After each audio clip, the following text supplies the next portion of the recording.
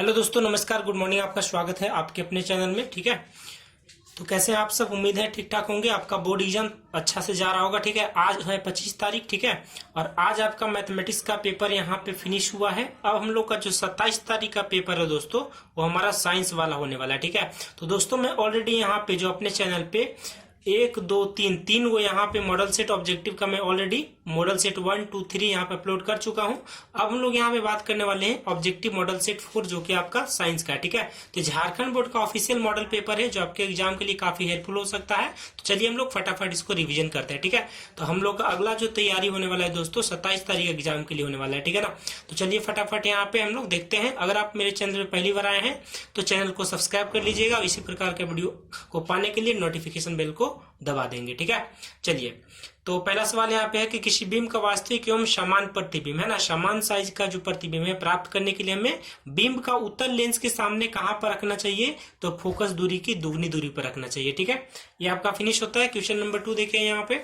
तो second question यहाँ पे कि ध्रुव और वक्रता केंद्र को मिलाने वाली रेखा को हम लोग क्या कहते हैं? तो हम लोग इसको मुख्य अक्ष कहते हैं। ठीक है दोस्तों, ठीक है, यहाँ देखिए आपके पास क्या है, देखिए ऐसे आपको दर्पण बनेगा। ठीक है ना, तो यहाँ पे क्या आ जाएगा? ध्रुव आ जाएगा। ठीक है, यहाँ पे क्या हो जाएगा? वक्रता केंद्र रहेगा। यहाँ पे फोकस हो जाएगा, मुख्य फोकस। इसको मिलाने वाले को क्या बोलते हैं हम लोग?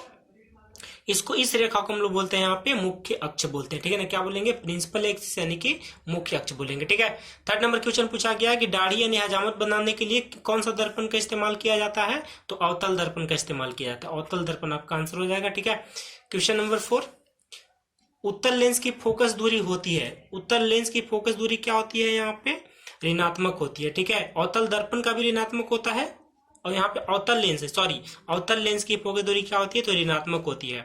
नेक्स्ट क्वेश्चन नंबर 5, अवतल दर्पण द्वारा प्रतिबिंब दर्पण के पीछे बनता है जब वस्तु कहाँ रहेगा? तो पी और एफ के बीच रहेगा। ठीक है ना, प्रिंसिप यहाँ पे पी आपका पोल यानी कि ध्रुव और एक मतलब फोकस दूरी, फोकस है ना, तो फोकस के बीच अगर रहेगा और पी के बीच रहेगा तब इसका जो प्रतिबिंब वो कैसा बनेगा? दर्पण के पीछे बनेगा और आभासी बनेगा। ठीक है, 6 नंबर देखिए यहाँ पे, आंख के रंगीन है ना, आंख के रंगीन भाग को हम लोग क्या कहते हैं? आंख के रंगीन भाग को हम लोग क्या बोलेंगे यहाँ पे?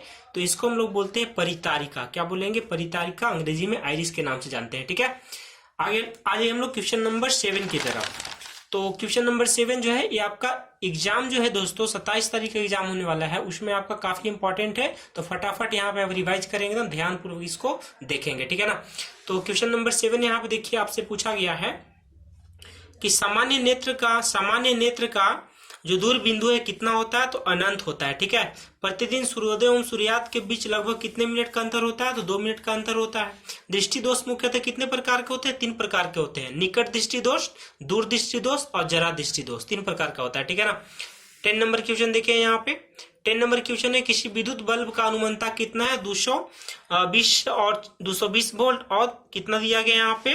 100 वाट दिया गया। जब इसे 110 पे प्रचालित किया जाएगा ना तो इसकी शक्ति, उपयुक्त शक्ति कितनी होगी? तो हम लोग क्या जानते हैं दोस्तों? हम लोग एक फॉर्मूला जानते हैं यहाँ पे, P बराबर क्या होता है? V इंटू आई होता है। ठीक है ना, V इंटू क्या होता है? आई होता है। तो यहाँ से आप क्या लगा दोगे? आपके पास करंट से बराबर होगा तो P बाई V यहाँ पे आ जाएगा।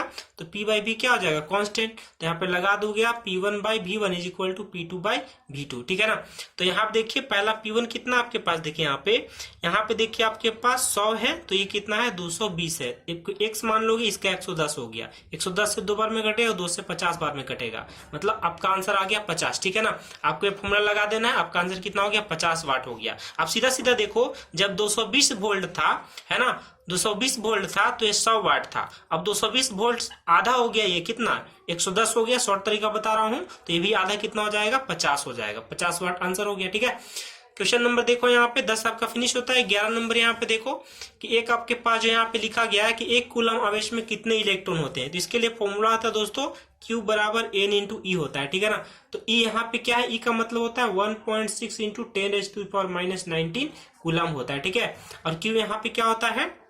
चार्ज होता है। तो यहाँ पे 1 कूलम पूछा गया है तो 1 रख देंगे यहाँ पे Q के जगह पे, E के जगह पे रख देंगे आप ये वाला वैल्यू 1.6 इंटू 10⁻⁻19 कूलम, तो N का वैल्यू निकल जाएगा। तो यहाँ से N कैसे निकलेगा? Q डिवाइडेड बाई E करके, मतलब आपको 1 को डिवाइड करना है इतना वैल्यू से, तो आंसर कितना आ जाएगा आपका? करीब करीब 0.625 इंटू 10⁻18 आता है, ठीक है ना। आपके पास देखो यहाँ पे जो है 18 यहाँ पे होना चाहिए, 8 नहीं बल्कि 18 होना चाहिए, ठीक है। नेक्स्ट आपके पास है 12 नंबर सवाल, चुंबकीय क्षेत्र अधिक प्रबल होता है। अधिक प्रबल कहाँ होता है? तो चुंबक के ध्रुव पर, ठीक है ना। यहाँ पे 13 नंबर क्वेश्चन देखिए, उपयोगी पवन ऊर्जा प्राप्त करने के लिए पवनों का न्यूनतम वेग यानी मिनिमम वेलोसिटी कितना होना चाहिए? तो 15 किलोमीटर प्रति घंटा होना चाहिए।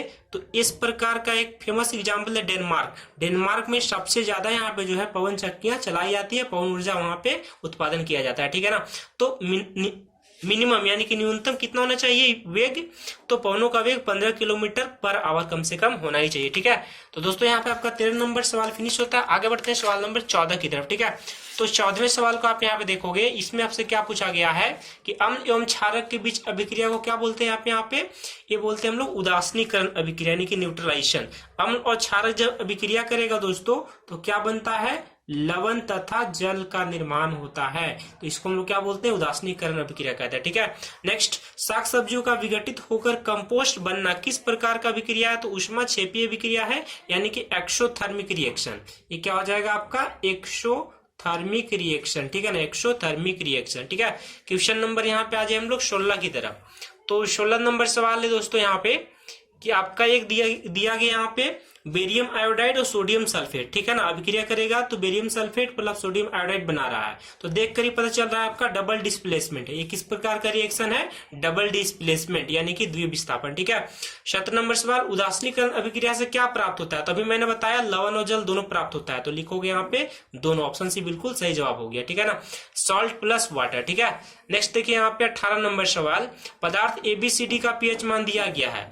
ए का दिया है 2, बी का दिया 7, सी का दिया 10 और डी का दिया 14। तो 7 रहता है तो उदासीन होता है, 7 से ज्यादा रहेगा तो क्षारीय होगा, 7 से कम रहेगा तो अम्लीय होगा। तो बोला इनमें से कौन सा पदार्थ अम्ल है? तो 7 से कम किसका है? 2 का, यानी ए आपका क्या हो जाएगा? अम्लीय हो जाएगा, ठीक है।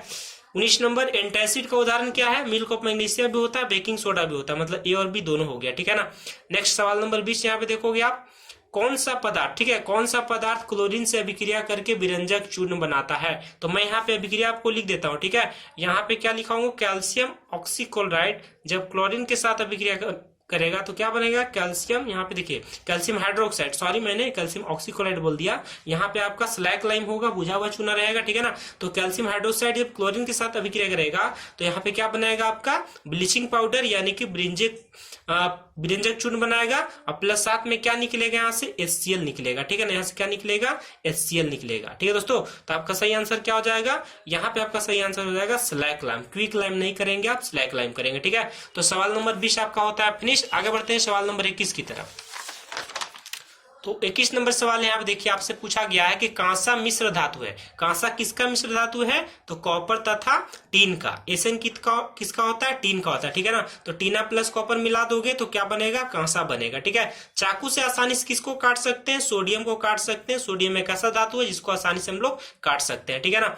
24 नंबर, इनमें से किस धातु का इलेक्ट्रॉनिक विन्यास 2, 8, 7 होता है? तो 2 + 8 कितना? 10, 10 + 7 कितना? 17। तो 17 किसका एटॉमिक नंबर होता है? 17 होता है क्लोरीन का, परमाणु संख्या, ठीक है। तो आपका आंसर आ गया क्लोरीन, ठीक है। आ जाओ यहाँ पे 25 नंबर सवाल आप देखिए यहाँ पे, ठीक है। 25 नंबर सवाल बोला गया, निम्न में से कौन कथन असत्य है? यहाँ पे जो गलत है उसको आपको दिखाना है। असंतृप्त हाइड्रोकार्बन में द्वि या त्रिया बंद होते हैं, बिल्कुल सही बात है वाला। मीथेन असंतृप्त हाइड्रोकार्बन है। मीथेन आपका क्या हो गया? असंतृप्त हाइड्रोकार्बन, ये आपका गलत बात है। मीथेन जो होता है आपका संतृप्त होता है। आप फॉर्मूला देख लो मीथेन का, C और चारों तरफ क्या रहेगा? सिंगल बॉन्ड, तो ये आपका संतृप्त है ना, मतलब ये गलत बात है। एल्काइन का सामान्य सूत्र क्या होता है? ये एल्काइन का सामान्य सूत्र CnH2n-2 होता है, ये आपका सही हो गया, ठीक है।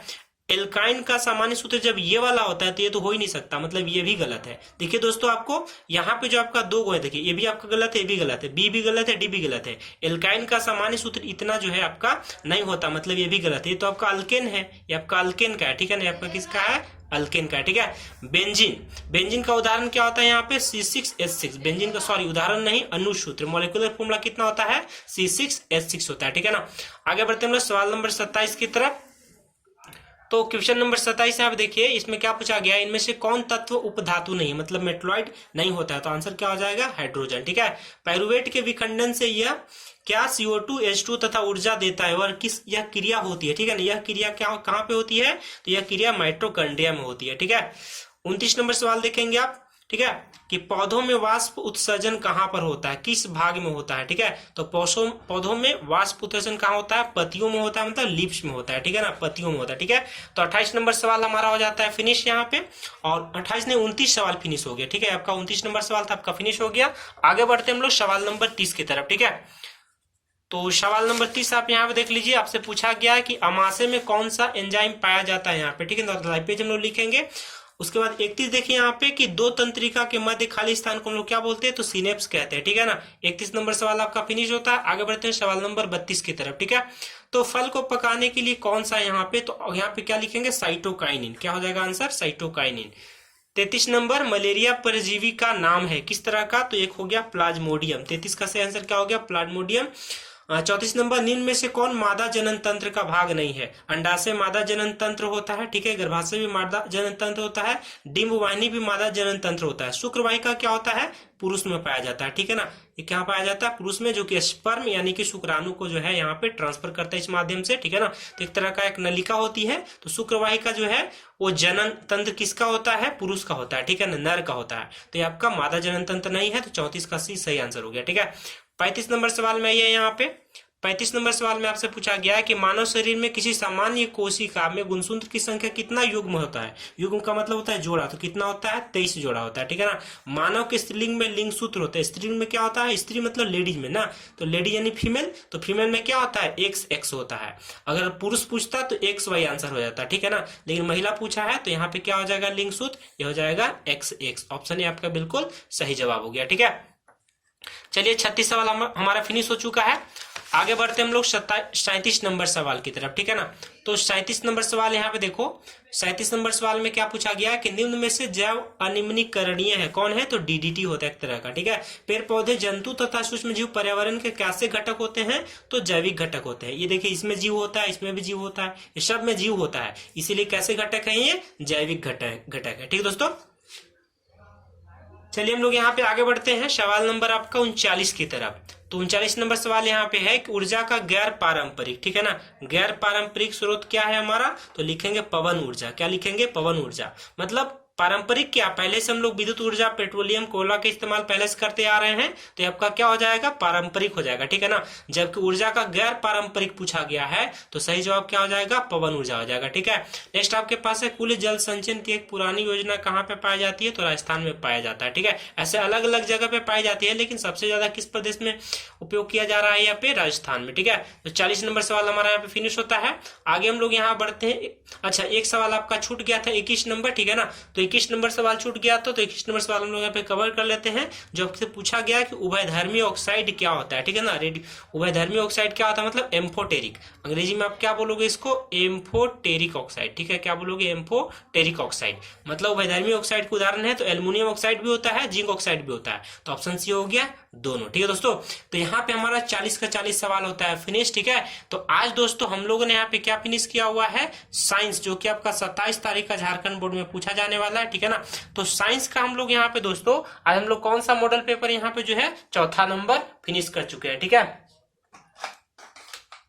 तो हम लोग का साइंस का पेपर यहाँ पे फिनिश होता है। आगे हम लोग देखेंगे 5वें सेट की तरफ भी आगे हम लोग बढ़ेंगे। यहाँ पे 4 सेट हमारा फिनिश हो चुका है, तो हम लोग आगे इसी प्रकार के वीडियो को हम लोग यहाँ पे शेयर करते रहेंगे। ठीक है, आगे इसके जस्ट बाद में 5वां मॉडल पेपर भी आपके साथ शेयर करूंगा, उसके बाद हम फटाफट सब्जेक्टिव भी स्टार्ट कर देंगे। ठीक है, तो उम्मीद करता हूँ दोस्तों कि सारी बातें आपको समझ में आ गया होगा। अगर ये सारी बातें आपको समझ में आता है तो आप वीडियो को लाइक शेयर कर सकते हैं। अगर चैनल पे नए हैं तो चैनल को कर लीजिएगा सब्सक्राइब, ताकि आपके आने वाले जो पेपर बचे हुए सबका तैयारी रिविजन अच्छा से होता रहेगा। ठीक है दोस्तों, तो चलिए आज के लिए इतना ही, हम लोग इस वीडियो का आज यही फिनिश करेंगे। तब तक के लिए जय हिंद, वंदे मातरम।